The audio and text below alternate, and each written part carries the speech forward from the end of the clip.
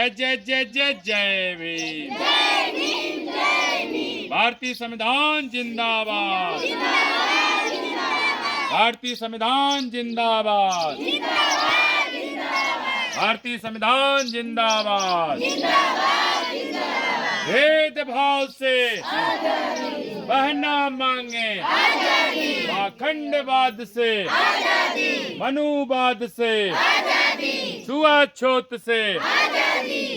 जय जय जय जय जय भीम। जय जय जय जय जय भीम।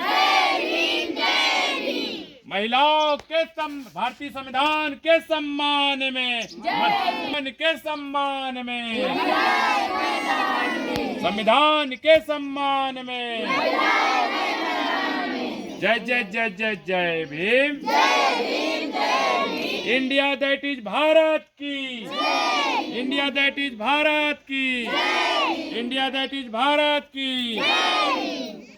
गौतम जी, आज यहाँ इस कोहड़िया ग्राम सभा में आप किस प्रकार का जो है संविधान पद यात्रा कर रहे हैं? सबसे पहले आपको बहुत बहुत धन्यवाद कि आज हम लोग 64वें दिन यमुना पार की तहसील बारा, विकासखंड शंकरगढ़ स्थित नारी बारी के पास एक ग्राम सभा कोहड़िया है। इस कोहड़िया ग्राम सभा में लगभग सैकड़ों महिलाएं, कुछ बच्चे, पीछे पुरुष साथी हैं। ये विशेष करके हम लोग जो है कि 1 फरवरी से संविधान के सम्मान में एक 75 दिवसीय जो है संविधान पद यात्रा निकाल रहे हैं। आज 64वें दिन जो है हम सब संविधान के सम्मान में आज कोहड़िया ग्राम सभा में आए हुए हैं, जहाँ पे 70-75 या सैकड़ों संख्या में जो है महिलाएं यहाँ एकत्रित हैं। जो हम बताना चाहेंगे कि देश की आज़ादी के 75 सालों में या 78 सालों में और संविधान लागू होने के 75 सालों में जो हम बताना चाहेंगे, अभी हम लोग जो है कि 26 जनवरी को बगल में जारी बाजार है, यहाँ पे यही 1000 महिलाएं आकर हम लोग जो है कि गणतंत्र यात्रा निकाले थे, गणतंत्र महोत्सव मनाए थे। मतलब कि जो संविधान लागू हुए 75 साल हो गया, इसकी 75वीं वर्षगांठ हम लोग बड़े धूमधाम से मनाए थे, सांस्कृतिक कार्यक्रम किए थे और लगा कि भारतीय संविधान के सम्मान में बहुजन समाज के लोग सड़कों पर उतरे हुए। उसके साथ ही साथ जो हम कहना चाहेंगे, संविधान लागू हुए 75 साल हो तो गया, लेकिन आज भी गरीब और गरीब बना हुआ है, अमीर और अमीर बना। सन 71, 72, 73 के दौरान में यमुना पार में, चाहे वो करछना तहसील हो, चाहे भारत तहसील हो, चाहे कोरा हो, चाहे मेजा हो, यहाँ पे चकबंदी आई थी। चकबंदी के दरमियान हर गांव में कम से कम 50 बीघा, ज़्यादा से ज़्यादा सैकड़ों बीघा जमीनें खाली हुई, जिसको कहते हैं अतिरिक्त हुई। अतिरिक्त जमीनों को 12-13 खंडों में बांटा गया, कहीं बंजर कहा गया, कहीं परती कहा गया, कहीं ऊसर है, कहीं सीलिंग है, कहीं समाज कला। इस तरह से अलग अलग खंडों में जमीनें यहाँ निकल के आई।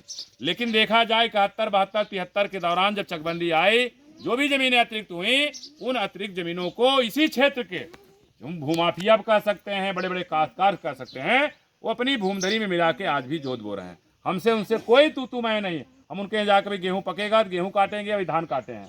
तो हम जिस तरह मजदूरी करते रहे हैं, मजदूरी करते रहेंगे। लेकिन हमारी लड़ाई क्या है, हर 5 साल बाद हम वोट के माध्यम से गांव का प्रधान बनाते हैं।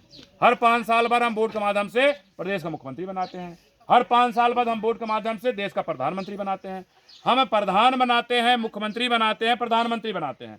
लेकिन बाबा साहेब ने स्टेट एंड माइनॉरिटी में लिखा है कि अगर जमीनों का और उद्योगों का राष्ट्रीयकरण कर दिया जाए, जो यहाँ भूमिहीन खेतिहर महिलाएं हैं, जिनके अगवारे पिछवारे साग सब्जी बोने की जमीन नहीं है, इनका 1 साल का, 2 साल का, 3 साल का लड़का अगर गुजर जाए, इनके पास इतनी भी जमीन नहीं है ले जाके अपने खेत में कहीं दफना पाए, ले जाके बाहर किनारे, नहरा किनारे, नरखोई किनारे दफनाने का काम करते हैं।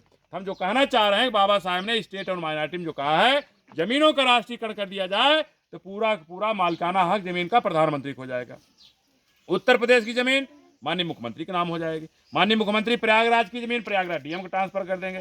डीएम प्रयागराज, करछना में है तो करछना एसडीएम साहब ट्रांसफर कर देंगे, 12 है तो 12 एसडीएम साहब को। जो तहसीलें हैं, मतलब उस गांव की जमीन जो है, उस तहसील का मुखिया जो है, एसडीएम उसके मालिक हो जाएंगे। और जब मुखिया जो है आवेदन करेगा, जिसके पास खेती बाड़ी नहीं है, जो खेती करना चाहेगा, एसडीएम साहब को आवेदन करेगा। तो पता चला आज हम भूमिहीन हैं, लेकिन खेती के लिए जब आवेदन होगा, जो हम आपके सोशल मीडिया के माध्यम से कहना चाहेंगे, जो हम आपके यूट्यूब चैनल के माध्यम से बताना चाहेंगे, आज की तारीख में अगर हम प्रतिदिन मजदूरी करते हैं, अगर मान लीजिए 100 किलो हमने किसी के खेत में पैदा किया, तो 100 किलो में 90 किलो उसके बखार में जाता है हम 10 किलो मजदूरी लेके आते हैं। लेकिन जब राष्ट्रीयकरण हो जाएगा तो राष्ट्रीयकरण में हम भी 100 किलो पैदा करेंगे अपनी जमीन में, तो 100 किलो में 90 किलो हमारे बखार में जाएगा और 10% या 10 किलो हम सरकार को टैक्स देंगे। ये परिवर्तन है। इसलिए डान ने, जो डॉक्टर अंबेडकर वेलफेयर नेटवर्क है, डान जो है, डान एक सूत्री कार्यक्रम देश में जमीनों के राष्ट्रीयकरण के लिए अभियान छेड़ चुका है। यमुना पार में चिंगारी लगाई जा चुकी है।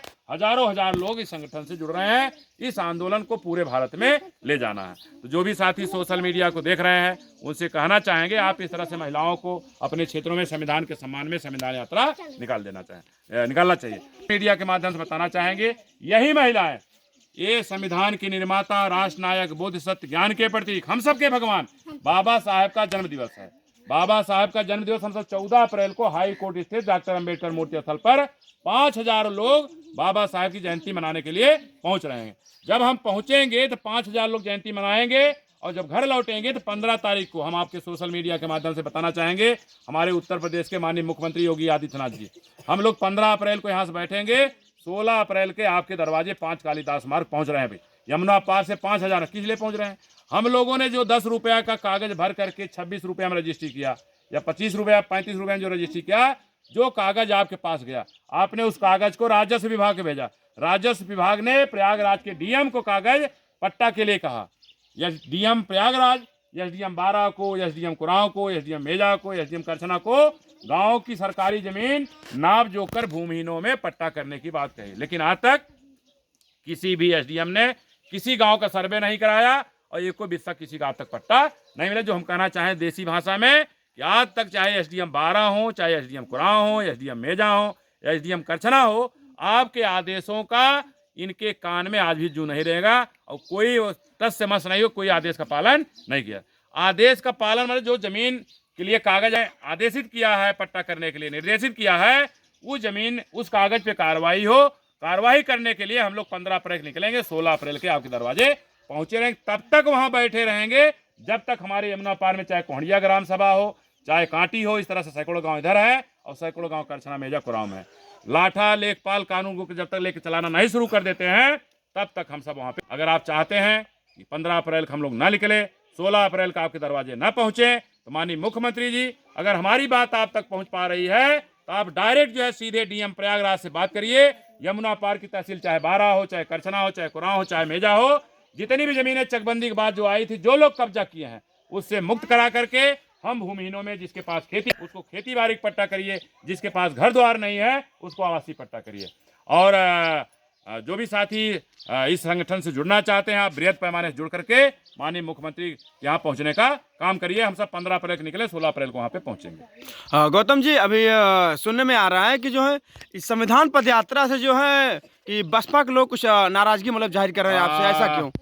आपने आज दोबारा सवाल इस तरह से किया है। देखिए, बसपा के लेकर कोई हमारी नाराजगी नहीं है, लेकिन हमारी जो कार्यशैली है, जो कामों की उपलब्धि है, जो गांव में नेटवर्क है कि जाके पैर न फटी बवाई का जाने पीर पर आई, ये प्रकाश अगर देखा जाए कि राम ब्रिज जो है कि प्रयागराज में जो काम कर रहे हैं, उस काम से जो है कि बहुजन समाज के जो खोटे सिक्के हैं कि जो हम चर्चा करना चाहेंगे, वो किसी के काम से उनको जो है कि जो खुशी होनी चाहिए वो हमारे काम से अप्रत्यक्ष रूप से दुखी नजर आ रहे हैं। जो हम कहना चाहेंगे कि विशेष करके